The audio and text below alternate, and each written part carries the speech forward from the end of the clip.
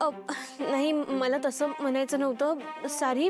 म्हणजे मला असं म्हणायचं होतं की हे काम माझं आहे ना, मग मी करते ना, तुम्ही कशापाई करते? तुम्ही व्हा ना बाजूला प्लीज. पारू, अगं असं का करतेस?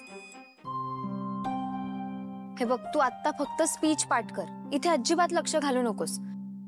आत्ता तुझी प्रायोरिटी आहे फक्त आणि फक्त कॉम्पिटिशनवर लक्ष देणं, ओके?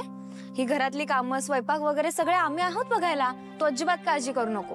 अरे बाळा, आणि तू या घरात आल्यापासून सगळ्यांची मनापासून सेवा केलीस. या घरातले तुला किती सपोर्ट करतायत, त्यांचा किती विश्वास आहे तुझ्यावर. तो विश्वास सार्थकी लाव. तुला ही स्पर्धा जिंकायचीच आहे, त्यासाठी वाटेल तेवढी मेहनत कर. बाकीचं हे सगळं आम्ही बघतो, कळलं? सावित्री आत्या, मी असताना प्रिया मॅडमनी स्वयंपाकघरात काम करणं मला बरोबर नाही वाटत. पारू, अगं आपण फक्त जावा नाही आहोत, मैत्रिणी सुद्धा आहोत. आणि जर एक मैत्रीण दुसऱ्या मैत्रिणीला अशा वेळी कामी नाही येणार तर मग कधी येणार आहे? पारू बाळा, तू या घरात आल्यापासून सगळ्यांचं मनापासून सगळं केलंयस.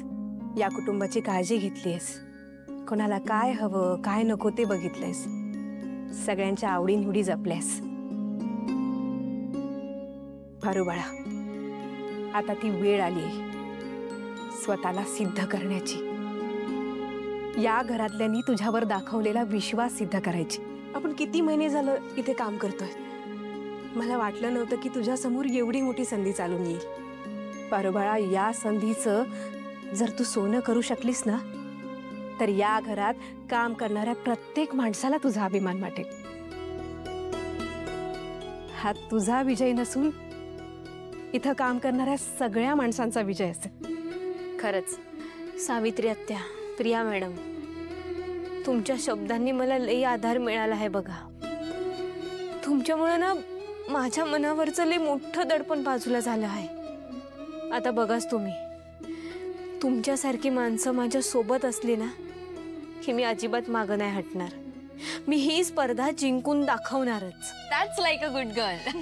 थँक्यू.